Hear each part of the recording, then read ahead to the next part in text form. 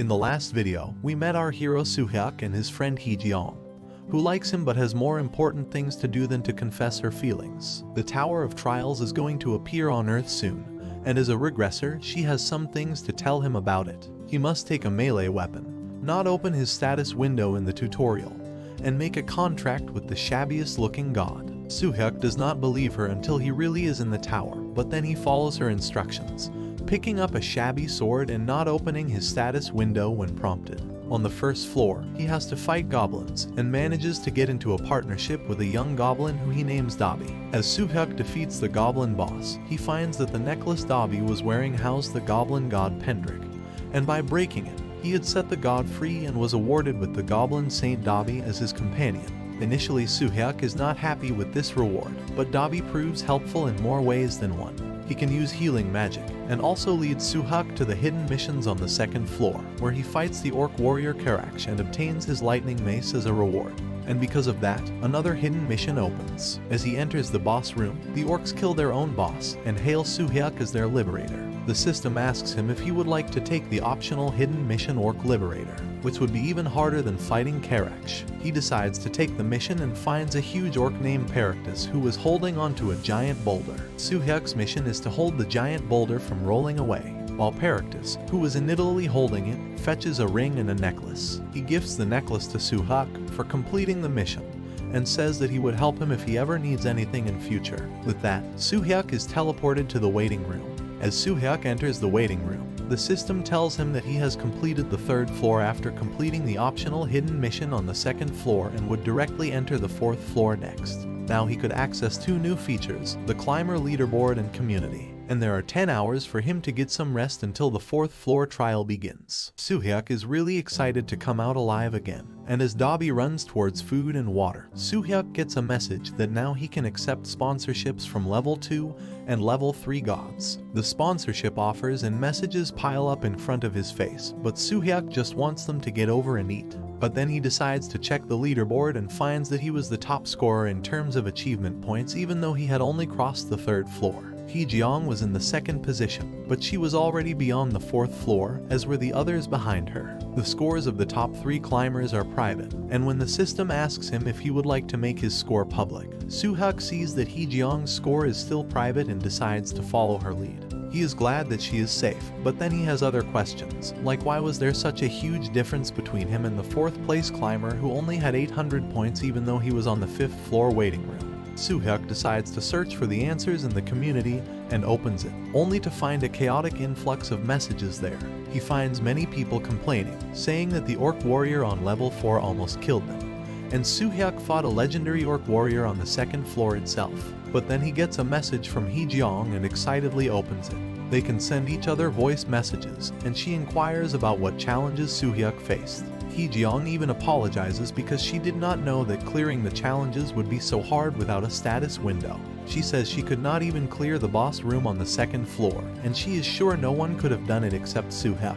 Soo-hyuk is shocked to realize that not even the regressor Hee-jeong could pass the second floor, and he thanks his luck for finding a hidden piece early on. She asks him about his achievement points and tells him that she only has around 7,000 points. It is hard for her to believe that Soo-hyuk could boast 44,000 points, but she had expected Soo-hyuk with a close combat weapon to be in a different class than her. She tells him that the store will open once he clears the 4th floor, and he should use it wisely. But she cannot tell him anything about the 4th and 5th floors because they were decided at random.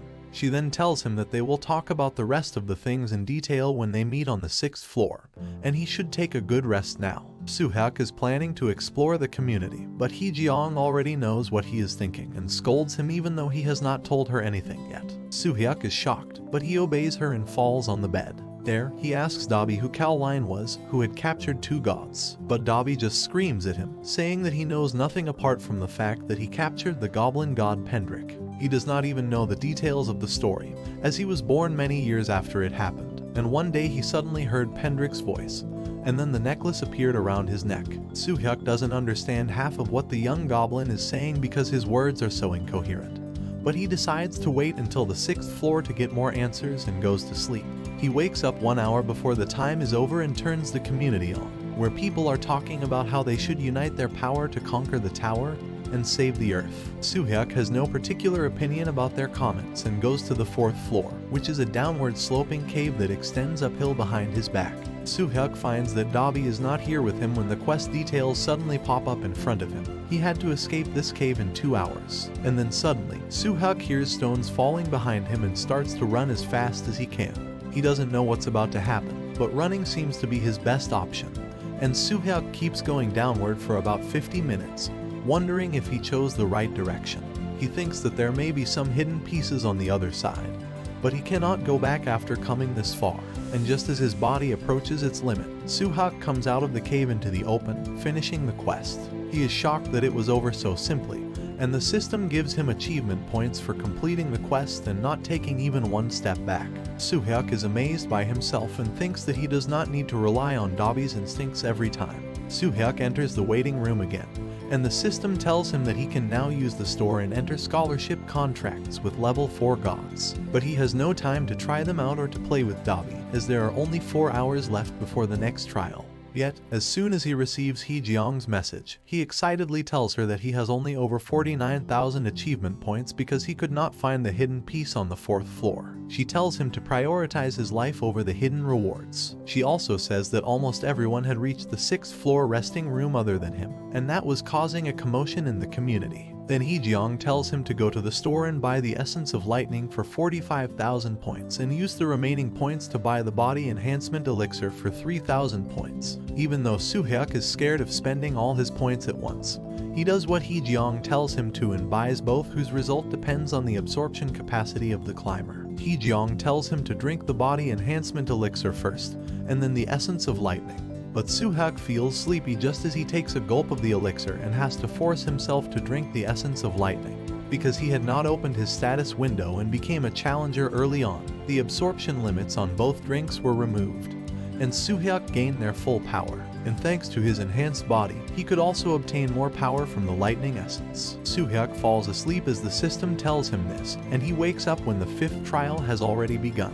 He finds himself floating alone in space and has to attain 1 or more enlightenments in the next 6 hours. Soo-hyuk wonders what he can gain enlightenment from and starts thinking back on the battles and challenges he faced. Fighting the boss on the 1st floor and fighting Karex felt like enlightenment too, and he realized that he should never let his guard down, even if he is stronger than the opponent. But the quest is still not over, and Soo-hyuk thinks more about his journey in the tower. Although Hee-jeong and Dobby helped him, the decision was his to make, and it was his responsibility to carry it out. The system accepts this realization as enlightenment, and Soo-hyuk reaches the waiting room with 4,000 more achievement points. Now that he has completed the tutorial, he will receive a status window that is more advanced than the one given at the beginning. Soo-hyuk has also received a new title, Seeker of the Crossroads. The system then tells him that he can now sign a contract with a level 5 god, and Soo-hyuk remembers Hee-jeong's words to pick up the shabbiest looking god out of all. As he reads the sponsorship offers from the gods, he thinks he should contact Hee-jeong first, but message and community features are restricted right now. Soo-hyuk thinks this is another trick from the tower's side, but he must choose a god, so he thinks to rely on his own 6th sense, and the name that resonates with him is Farmer in the Secluded Orchard. Soo-hyuk instinctively realizes that this is the god for him and makes a contract with him. The contract is established, and he gets another 10,000 achievement points for completing the tutorial. He has now reached the minimum qualifications to become a preliminary new god whose title is the Savior of Crossroads. The community and message functions are restored, and now Soo-hyuk has 2 hours to rest before he reaches the 6th floor. Hee-jeong messages him and advises him to buy the premium climbing robe and the high-quality leather armor from the store. Then, the system tells him that the 6th floor was a cooperation-based trial, and if he wants to complete it with someone specific, he should think about them. And Soo-hyuk thinks about Hee-jeong. Then, the system tells him the real name of the god he had made a contract with. It was the god of the Thunder Pot, the level 5 and rank 1 god, Lifu or Tactical Mind. With that, Soo-hyuk is teleported to the 6th floor of the tower, the lost world of the corrupted, where more people teleport along with him and Dobby. As Hee-jeong greets him, an archer aims at the young goblin, thinking it is an enemy. Soo-hyuk stops the arrow from hitting Dobby and is furious at the foreign archer, but Hee-jeong intervenes and explains that the young goblin was on their side, and the archer apologizes. Hejeong immediately assumes command of the group, which has 2 warriors, 1 mage, 1 archer, and 3 priests, including Dabi. Then they introduce themselves. The bald middle-aged warrior is Seo Hasu, and his daughter, Seo Harin, is a 19-year-old priest. Suhak introduces himself, Dabi, and even Hejeong. The group is shocked to learn that the top 2 climbers on the leaderboard are on their team and thinks that climbing the tower will be easy now. The archer is Cole Sprouse, and the remaining priest is Chloe Bennett. Suhyuk asks Hejeong if she knows any one of them, and she replies that Cole went up to the 90th floor with them, and Harin was also with them since the 40th floor, but she had no information about the remaining 2. The priest Chloe suggests that they should get rid of Dabi because she does not trust him, and in doing so, she picks up a fight with Hejeong. Hasu mediates and de-escalates their fight, but Hejeong is still furious, and Suhyuk thinks that it was not wise to get on her bad side. But then he feels something coming towards them as the walls in front of them give way to terrifying zombie monsters. They run towards the climbers, who are shocked upon seeing the zombies. But thanks to Suhyuk's sixth sense, he had made the group alert enough to face them, and Hejeong threw a fireball at the incoming zombies. She runs forward and tells everyone to focus. She asks Suhyuk and Hyuso to take up the front, Cole would be in the middle, and she would be at the rear with all the priests. They move in this formation, and she asks Suhyuk if he can break through the zombies. And as he uses his lightning mace to blast them away, Suhyuk shows them that it was no big deal for him. But then we see a scene from Hejeong's first attempt at the tower. When she was on the 66th floor, she met a drunk man who was telling her the story of how he came first on the 6th floor. He babbles on about how he got lucky and found something special on that floor, and why he was the only one who survived. He has no shame in admitting that he killed some people to get the beer he was drinking, and says that Hejeong would understand since she was one of the most famous killers in the tower. And just as he says this, she kills him too. Now, we are back to the present, where Suhyuk and his group have to survive for 48 hours inside this zombie-filled replica of Seoul. They take shelter in a small flat and wonder what is happening outside. Is the Earth already doomed? But Hejeong tells them that this was not the case. This was just a location created to test them. Then Hasu asks Suhyuk about his lightning mace, and he tells him about the hidden quest he did for it. As they are talking, Cole suggests that they learn about each other's sponsors. Hasu goes first, and he tells them how he went for an unnamed god, thinking that it was a rank 4 god.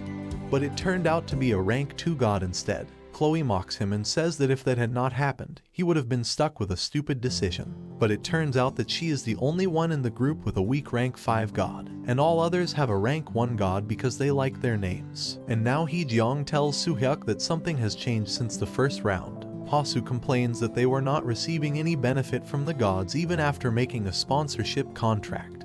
And Cole says that there is a percentage bar next to that in their status window. Suhyuk has not yet seen his status window, and when he opens it, he realizes what Cole was talking about. He asks Hejeong what the percentage was for, and she replies that she will tell him later. Then they discuss what they should do next, and Hejeong suggests that they should move out now. The other members of the group are not so sure and think that they should discuss more before deciding to move out. And then Hejeong reveals that she has a skill called Foresight, using which she can tell that it is dangerous to stay in one place for a long time. She explains that staying in one place would cause monsters to flock towards them, and soon, the stronger monsters would also come. This was done so that climbers could not pass away after 48 hours in hiding.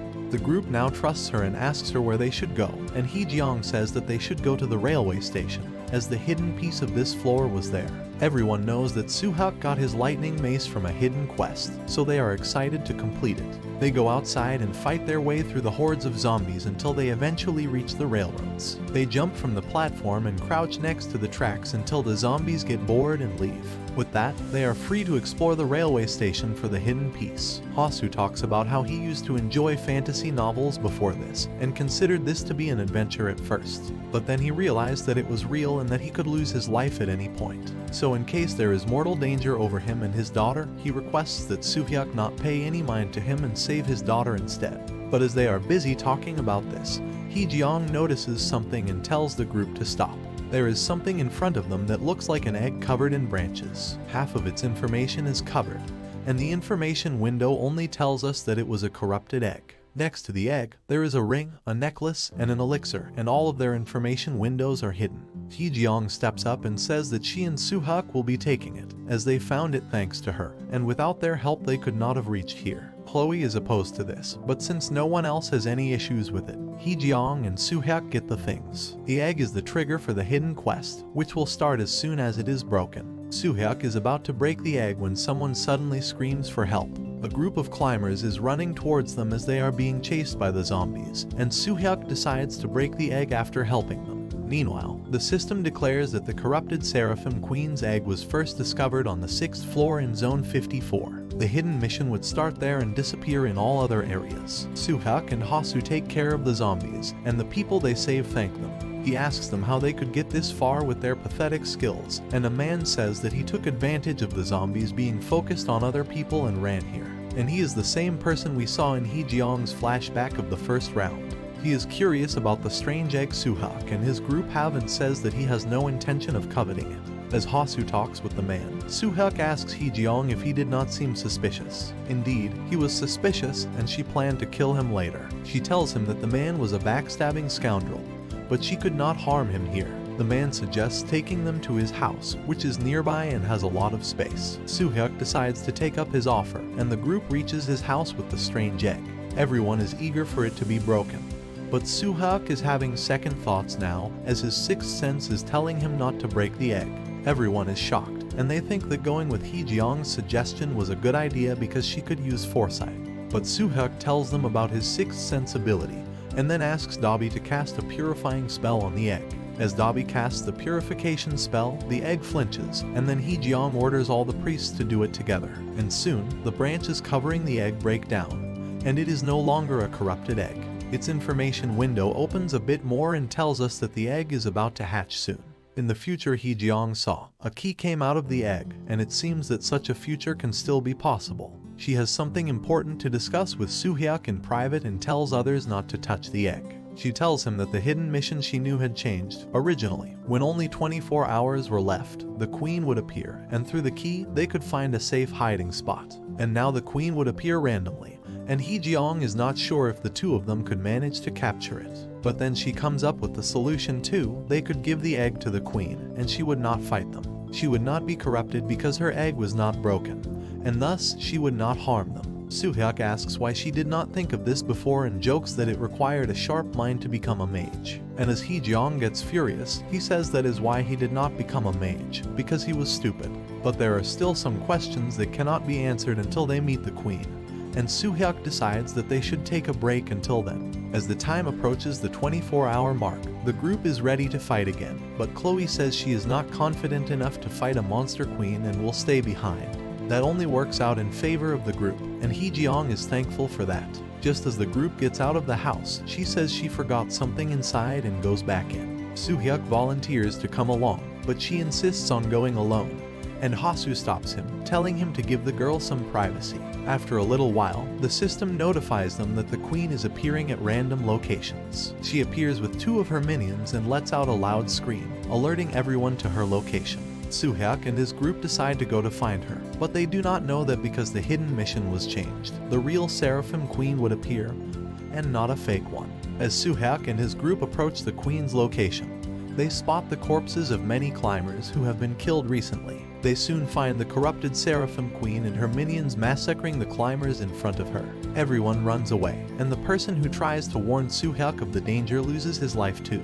Now, they are confused about how to deal with the monster, and Hee-jeong has no idea why the queen is still contaminated. Anyway, she asks Soo-hyuk to defeat it, saying that his abilities should be good enough to take her down. Soo-hyuk does not think so, and the other teammates are also not in favor of this idea. But she tells them that it will be alright, they will take care of the minions, while the priests will keep on supporting Soo-hyuk. Soo-hyuk finally gathers the courage to trust her and says that fighting the queen would not be a big deal in that case. He rushes towards the queen, pushing the minions aside for his team to engage them. He swiftly moves behind the queen and asks Hee-jeong to toss the egg to him. He shows it to the Seraphim Queen, thinking that her maternal instinct would arouse on seeing it and she would snap out of her corrupted state. But it does not happen, and she approaches him again. So Soo-hyuk passes the egg to Hasu as he fights the queen one-on-one. The priests cast a purification spell on the queen, but it does not seem to be working, so Soo-hyuk decides to knock the queen down for better results. He rushes close to her to pick up his shield and stuns her using his lightning mace. He is able to overpower the queen and land a clean hit on her,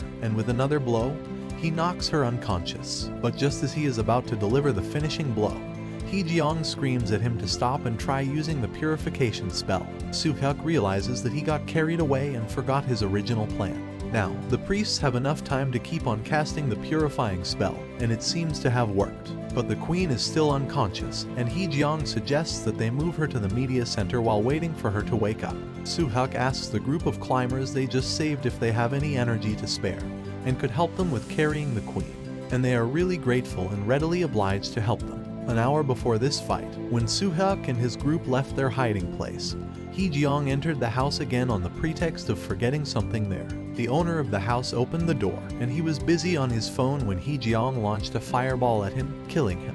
The sound of the blast attracted other people, and they were shocked to see that she had killed a man. Hee-jeong tells them that this man was a backstabber who killed his teammates to survive, and he deserved to die. But he is not the only one on her hit list. The next name is Chloe, who poisoned her teammates on the 16th floor in the first round. Chloe did not even understand what she was saying, and the other people were also confused. They told Hee-jeong to back away as she had no proof of what she was saying, and she decided that it was not worth her time to explain things to them. So she gets straight to her mission and kills them. Now, back to the media center, where the priests are working hard to purify the queen, who finally comes to her senses and thanks them for saving her. She asks her benefactors if they would return her child, and Hee-jeong gives her the egg. The Seraphim Queen thanks her and places the egg in a hole in the nearby wall, which then hatches, and a cute little Seraphim chick comes out of it holding a key. The queen is overjoyed and says that they should get the job done first. She takes her child to the hole again,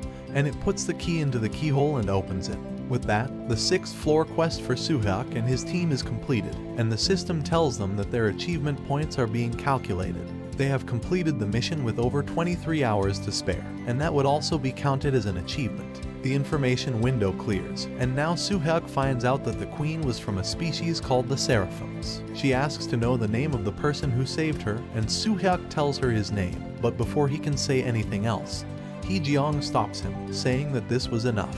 The Seraphim Queen is extremely grateful. She says that their benefactor saved their world, and they will pray that he does not lose it. Soo-hyuk thanks her in return and then gets teleported to the waiting room, where he finds that he got 22,000 additional achievement points for saving the queen, and now he has over 42,000 points. Also, all his skills have improved by 3 levels. But there is something else that is happening. A god that calls himself the Horn who splits mountains asks Soo-hyuk's sponsor god, Lifu, or Tactical Mind, that he wants to take part of the equity ratio of the challenger Soo-hyuk from him.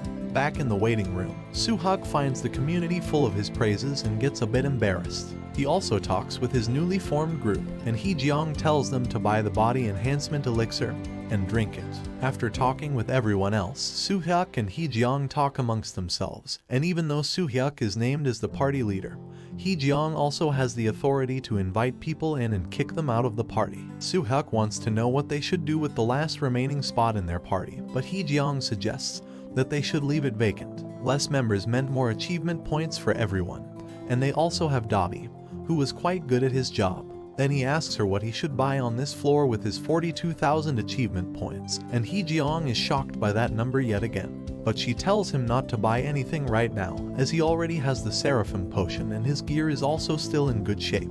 She says she will buy everything the group needs while climbing the tower, and he should not worry about anything and collect as many points as he can right now. Soo-hyuk cannot accept this and says he also wants to help, and she tells him that she will ask him to buy her things if she does not have enough points. He then asks her what was on the 7th floor, and Hee-jeong refuses to tell him, saying if he already knows everything, there will be no point in climbing the tower. He should try to develop his judgment and power himself. She asks what would happen if she died and he had to climb the tower without her, and Soo-hyuk does not take it well and says she won't die, and Hee-jeong says that of course she won't. Then she tells him to drink the Seraphim medicine and go to sleep, and after she cuts the call, Soo-hyuk wonders what Hee-jeong's feelings were when she saw him die in the tower during the previous round. But then he remembers that she told him she died on the 91st floor, and he died on the 94th floor. Soo-hyuk wonders how much she knew about him in that case, and as he asks her, she has already fallen asleep. So Soo-hyuk also decides to take the Seraphim potion,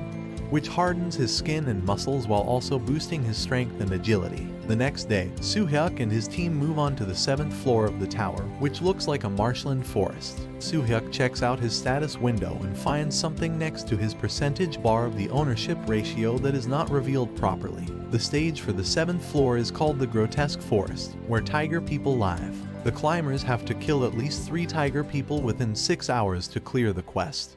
But if they kill more than 5, the Tiger King will appear. In that case, they would need to either kill the Tiger King or offer enough sacrifices to please him. Then the scene changes to another place within the tower called the Community of the Dead. It was a place where the souls of those who died inside the tower went, and they could still see the people who were climbing the tower. Obviously, Soo-hyuk is the big star there, and everyone focuses on him. 2 of the dead souls are talking with each other about how amazing Soo-hyuk was when a third one tells them that he has been watching him since the 1st floor. He is quite proud, even though he died on the 1st floor itself, and says that it does not matter on which floor you die since they all end up in the same place. The trio then watches Soo-hyuk facing the corrupt Seraphim Queen and how he easily knocks her down with just 2 swings of his mace. Now we move back to the 7th floor, where Cole asks Hee-jeong how they are going to clear this floor.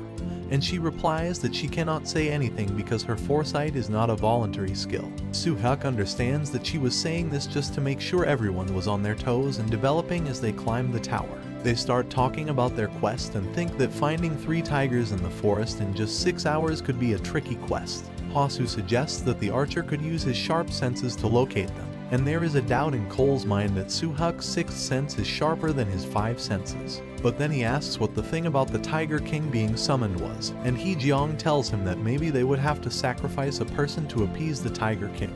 The group understands what it means. The tower was trying to divide them right after they had formed a party. Soo-hyuk says that if there was no unity in the group, things could get chaotic very quickly, and Hasu jokes around asking him if he was that kind of person. And Soo-hyuk is flustered as he explains that he would not do anything to harm his teammates. Harin says that they should really not worry about things coming to that. She is confident that even if the Tiger King appears, Soo-hyuk could defeat it, and even Cole agrees with her.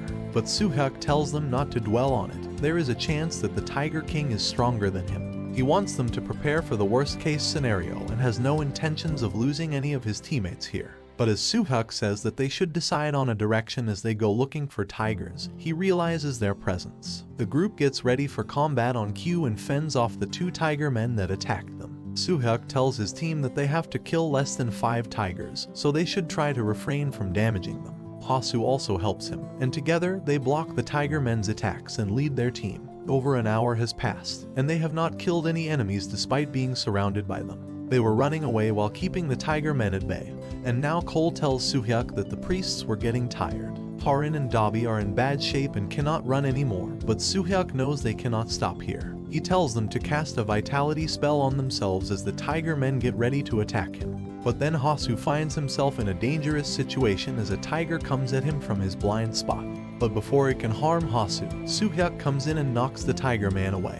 And it turns out that he used too much power in his strike and accidentally killed him. And now, they still have to survive for over 4 hours without killing more than 4 tiger men, or the Tiger King will appear. But doing that scares the tigers, and they leave them alone for a bit. Soo-hyuk thinks that they should use this chance to rest, as even Hee-jeong is tired now. But then he gets frustrated thinking about their approach to clearing this floor. They were hiding their true skills from the team, but Soo-hyuk was the top ranker, and Hee-jeong was the regressor who knew everything about the tower. And he thinks that they should go all out and kill all the tiger men till their king comes out. Then they would either defeat him or offer a sacrifice. Simply running away would deplete their stamina and harm their chances of clearing this floor. Soo-hyuk is confident that he will not lose to the Tiger King, but on the odd chance that he is much stronger than him, his team will not be safe. But then Hee-jeong tells Soo-hyuk to not overthink it and make a decision without worrying about his team. They all stand behind him, and Soo-hyuk decides that it is time to put their focus solely on the battle. The monsters attack them again, and Soo-hyuk fights 2 tigers at the same time and kills them, while Hasu and Cole take 1 down each. Even Dabi is able to defeat a tiger man who was injured, and he is really proud. Now that they have killed 6 tiger men, the Tiger King, who will soon appear, lets out a loud roar that shocks the entire forest. Soo-hyuk tells the priests to start buffing up the warriors as soon as he feels that more enemies are coming towards them. There are even more tiger men, and Soo-hyuk fights them alone, and as Hasu rushes in to back him up, Hejeong tells him to stay back and protect the healers. She casts a firewall spell and defeats the rest of the enemies. Even though Hasu is initially disheartened by not getting the chance to fight, he gets the chance to show off by saving her daughter from a Tiger Man attack. But then he feels that the enemy boss is nearby, and Soo-hyuk is already getting warmed up for it. The Tiger King appears, and he furiously calls the humans in front of him. Soo-hyuk realizes that he was waiting in case they decided to offer sacrifices, but he has no plan to do that, and his team is also ready for the battle. The Tiger King is enraged now and lets out a loud roar, calling more of his soldiers to the battlefield. They attack Soo-hyuk, and he thinks that his party might not be able to handle all these soldiers and the Tiger King at once. So he decides to separate the Tiger King from his minions and rushes straight towards him after dodging the ordinary Tiger Men. The Tiger King attacks him with his giant claws, but Soo-hyuk blocks it with his shield and gets ready to show him who the boss is. He releases a lightning attack, but the effect is not as pronounced as he would like it to be. Soo-hyuk concludes that the Tiger King has thick skin, which was preventing the electricity from reaching him. So he decides to use the mace to bash his sides in. That attack hurts him, and the Tiger King steps back. Soo-hyuk is surprised, and as he attacks again, the Tiger King flinches and puts up his guard. Soo-hyuk tries it one more time, only to get the same result. And now he finally realizes that the boss of this floor was much weaker than him. Soo-hyuk attacks him again, and the Tiger King starts rolling on the floor in pain. Soo-hyuk asked him if he was really so weak, and it seems that the Tiger King could understand him all this time but pretended not to. But he takes a fighting stance again, as he is still the boss of this floor, no matter how weak he is. But as they clash again, Soo-hyuk is able to hit him, and he rolls on the floor yet again. It seems that he has finally realized there is no point in trying to kill Soo-hyuk, who was the real monster among the two. On the other hand, his team is also not having a hard time dealing with the Tiger Men. Hejeong has the firewall set up to prevent the Tiger Men interrupting Soo-hyuk and the Tiger King's battle. Hasu and Cole are doing well, Dabi is also standing with his sword, and even Harin can use her abilities to attack. Hejeong knows that she was a warrior priest in her previous life too, so this is not a surprise to her. She then asks Soo-hyuk how long he was going to take and suggests he finish it quickly, and he decides to finish his enemy. He tells the Tiger King to stop now, but he still attacks, and Soo-hyuk asks him if he can't even learn that this would not work. But then he finds that the Tiger King was not attacking him. His aim was the people behind him. Soo-hyuk is shocked as he sees the Tiger King jump through Hejeong's firewall towards his team.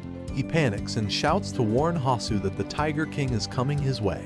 And as he turns back, Hasu finds that his daughter is about to get attacked by the monster. In that moment, he forgot everything else, pushed her out of the line of attack, and faced it himself. As the Tiger King bit his shoulder, Hasu scratched his face while Cole and Soo-hyuk frantically came to rescue him. But even as they killed the Tiger King, Hasu sustained a severe injury and also accidentally ingested some of the Tiger King's blood. The healers quickly heal him, and he says that he is alright since the mission is over. But then, the system announces that since Hasu had ingested a certain amount of the Tiger King's blood, he will now inherit his position. Something strange takes over him, and the system tells him that he is now in the process of transformation. Soo-hyuk is shocked as Hasu groans in pain, but the bigger shock comes when he suddenly starts transforming into a Tiger Man himself.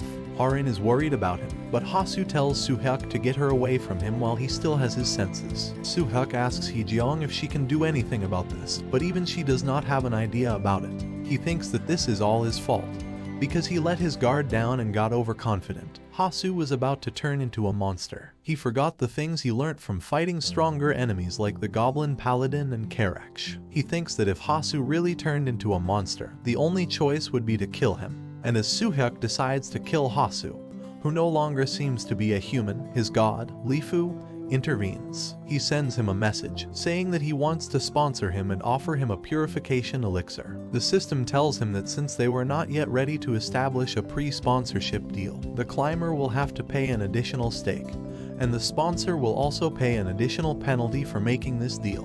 But Soo-hyuk does not care about the stakes as long as he can save his friend. He takes the offer, and with the 20% pre-sponsorship stake, his god takes 21% of his stakes in exchange for giving him the elixir. Soo-hyuk feeds it to the transformed Hasu, who suddenly loses consciousness and then suddenly turns back into a human. He immediately regains consciousness and wonders what just happened. as he lost his senses once he became a monster. His daughter is also relieved and tells him that Suhyuk saved him using a purification elixir. But it turns out that Hasu had changed after all. He was bigger now and also appeared quite younger. His skin also had an orange tint, and his eyes were also sharper like those of a wild animal. Hasu is happy to hear this, as he was a gym buff in real life, and then he leaps at Suhyuk to thank him, but the latter reminds him that he had promised to save both him and his daughter if they were in danger. Hasu gets really emotional and starts crying as he thanks Suhyuk some more. Then Cole asks him how he did it, and Suhyuk tells them about how he received the elixir as a sponsorship from his god.